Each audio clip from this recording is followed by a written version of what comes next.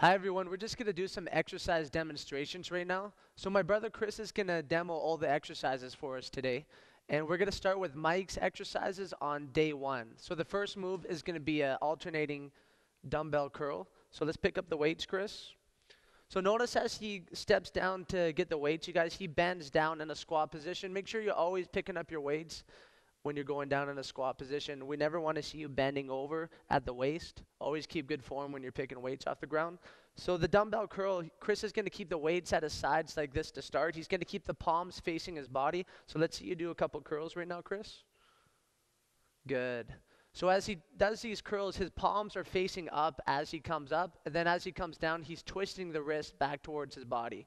So as you can see, this motion right here. So make sure as you're doing these dumbbell curls, you guys, you want to pay attention to his elbows right now. His elbows remain at his sides, and the point of the elbows are looking at the ground as he's doing the curl. We never want you to curl it up so high that your elbow flips up. Always keep it pointing at the ground. Perfect. The second exercise Mike is going to do on day one exercise is the dumbbell bench press. So Chris is going to pick up his weights here, and he's going to pick them up in a squat position. And he's just going to sit on the bench. So when you sit on the bench, you're going to have the weights right on the top of the thighs here. So this is where you want him to start off. Now when Chris lays back, what he's going to do, he's going to kick one knee up at a time, and he's going to lay back comfortably.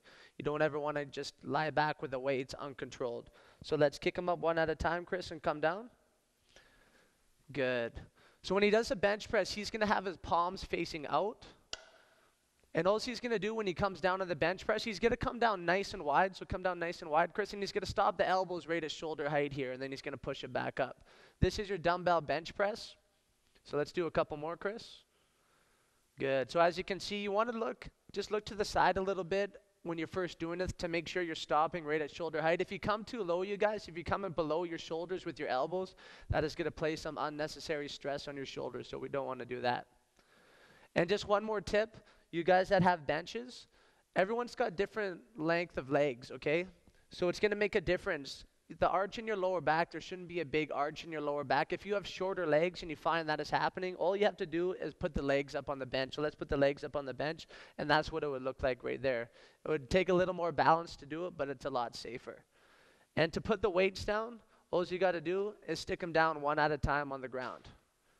Nice and safe like that, nice and controlled, and just sit up.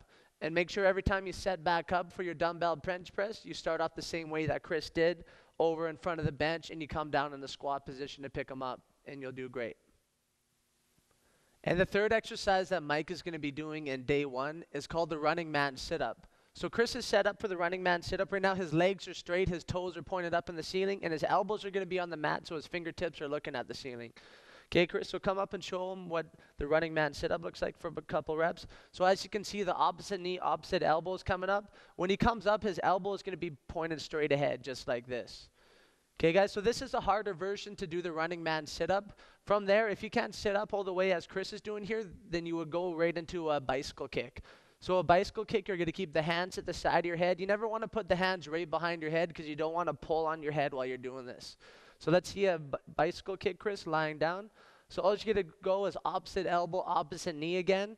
And as you can see while he's doing it, he's twisting the shoulders. You don't necessarily have to move the head. You look straight ahead. And when he kicks the legs out, you want to extend the legs right out as you're going. His heels are only a few inches from the ground. Now from there, if this pulls on your lower back at all, you guys, then you would want to go into the easier version of this where you would put both heels on the ground with your knees bent, and you would just bring one knee up and down at a time. So everyone's always at a different stage, so make sure you do the one that you can do. Perfect. Thank you, Chris.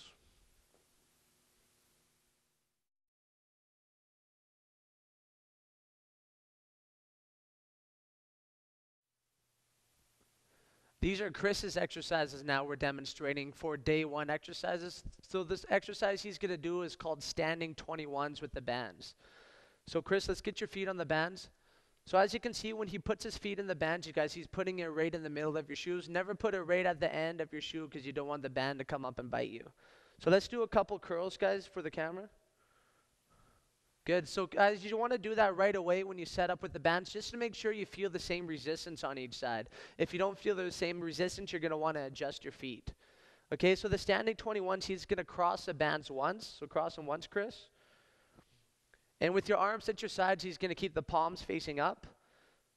Good. So 21s is just like it sounds. He's going to do 7 half reps. So let's do 7 half reps right now. So as you can see, when he's doing these 7 half reps, he's coming up halfway, and then he's coming all the way back down. So that's your 7 half ones. And then let's curl it all the way up, Chris. And then let's do 7 half reps up high. After you do 7 half reps up high, then you would go into 7 full repetitions. Good. So you would keep going in that order. After you do 7 full ones, then you would go back into 7 low, 7 high, 7 full. Now these sets, it can get very fatiguing in the arms. If you get to that point where you can no longer do the high curls, then you would keep going on the 7 down low. So let's see the low ones again. And if that's still too hard, then go 1 at a time. Perfect. Just like that. Those are the standing 21s. This is the second exercise that Chris is going to be demonstrating for his moves on day 1. This exercise is called the push-up with the bands. So Chris is standing here with the band. So Chris, let's just show everyone how you get the band. All you're going to do is you're going to wrap it behind your waist. Just like that. So it's going to be a little up or around where the chest area is, you guys, okay? So let's go down into a push-up position right now, Chris. So when you come down into a push-up position, you always want to start flat on your stomach, guys. You want to make sure your hands are in the proper position. So as you can see with Chris's palms, his palms are lined up with his nipple line. So all you want to do is look at your hands before you start. Make sure the fingertips are pointed straight ahead. Make sure your palms are lined up with your nipple line. And then you'll be ready to go. So as you can see, he has the bands on the ground. He's pushing it down with his hands. You want to make sure that the band is secure there with your hands before you do your push-up. So let's come up into the push-up, Chris. Good. So all he's going to do is come down till he's about 6 inches from the ground. So as you can notice, make sure you keep your neck straight as you're doing it. Your head never is just going to hang there on any exercise you do. Perfect. So this is an advanced way to do a push-up, you guys. If this gets too hard, what you're going to do is just going to drop directly onto the knees. So drop onto your knees and do the same thing. And as the set goes on, if you get very fatigued and you can't get down all the way, if you can do a half a rep or you can go quarter of the way down, keep going on it. If it's too hard to even go quarter of the way down, then you can just take the band off and do the push-ups without the band. And that's the push-up with the bands. The third exercise Chris is going to be doing on day 1 exercises is the heel tap crunch. So the heel tap crunch, to start this off, Chris's heels are going to be on the ground with his toes up, and his hands are going to be in a crunch position. The hands just at the side of the head. So to do this one, you're going to want to start off with the heel taps first. So start off with the heel taps, Chris. So as you can see, he's coming off the ground about 8 to 10 inches. So the toes are going to look straight at the ceiling. Now as you get that, now you want to add in the crunch. So add in the crunch, Chris. So as he's doing the heel taps, he's going to be crunching it out at the same time. All you got to do in the crunch is come up till your shoulder blades come off the ground. That's as high as you got to come. And it's going to take your brain a while to figure out how to work with your muscles at the same time, but you'll get it as you keep going. So just always start with the heel taps first and then go into the crunches. So if this gets too hard, you guys, if it starts pulling on your lower back, like I said, the core muscles are the deep muscles in your lower back and the deep muscles in your abdominals. If you feel it pulling on your lower back at all, you need to make it easier. Then you're just going to go both feet on the ground and just go into a regular crunch. So Chris's eyes are looking at the ceiling as he crunches, and he's just rolling his shoulder blades off the ground. So every time you come up into a crunch, you would want to squeeze your abdominals, and then they relax as you come down. And this is the heel tap crunch.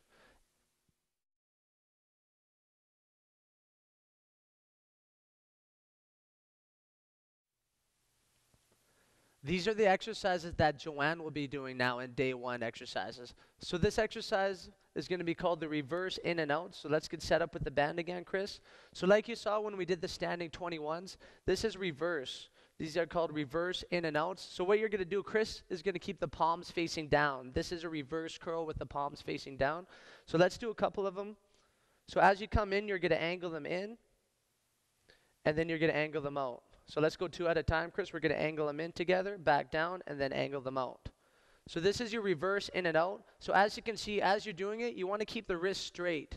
You want to keep the wrist straight as you angle them in and out. So same thing, the point of the elbows are always looking at the ground. The elbows are going to move away from the sides just a little bit as you do the outwards one, but you always want to keep them in tight as you can. So from there, if the move got too hard, what you would do is go 1 at a time. So let's just angle them in 1 at a time, Chris, and then angle them out 1 at a time. Perfect. And from there, if you want to make your band a little more challenging, all you would do is cross the bands once. So cross them once, Chris. And that'll add a little bit more resistance. And then from there, you can also go a little wider with your feet. The further you stretch out the band, the more challenging the band is going to be, so you can make it a little more challenging that way. And this is a reverse in and outs. The second exercise Joanna's going to be doing in the day one exercises is called a side push-up. So Chris is already in push-up position here. So remember that palms are going to be lined up with your nipple line, and they're going to be about shoulder width apart. So let's come up in push-up position, Chris. So the side push-up, what are you going to do? You're going to step out to the side. So step out to one side, do your push-up, and then you're going to step back. Every time you step back, your hands should be shoulder width apart. So as you can see, Chris's toes are staying in one spot. He's just walking out side to side with the hands, and he's keeping the fingertips pointed straight ahead. Same thing, you want to make sure your neck is straight. You want to be nice and straight as you're doing a push-up. From there, if it's too hard, what you want to do is just drop onto your knees and go into the same move. Perfect. So same thing, guys, on a push-up, you want to come down till you're about 6 inches from the floor, keep the neck straight. If it's too hard, all you're going to do is go down halfway or a quarter of the way. And then from there, if you want to make it more advanced, you would do a plyometric push-up. So let's come up onto your toes, Chris. So a plyometric push-up is you're going to do a little jump in between. Just like that. So this is a plyometric push-up way to do the side push-up, which will make it a lot more advanced. The third move Joanna's going to be doing in day one exercises is called an oblique in and out.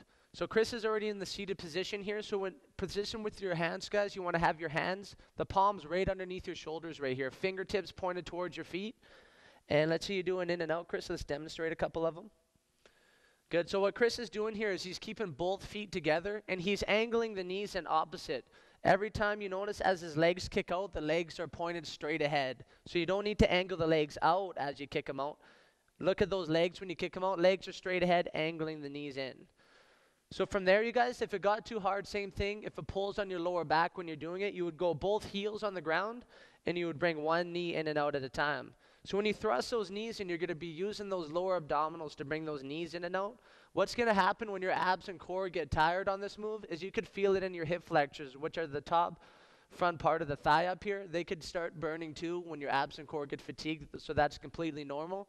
And from there, if you want to make this move more advanced, let's come up, Chris, into a regular in and out. You would just bring the hands straight up over the shoulders, so bring them up, and this will make it a lot more advanced. Perfect. Thanks, Chris. This is the oblique in and outs.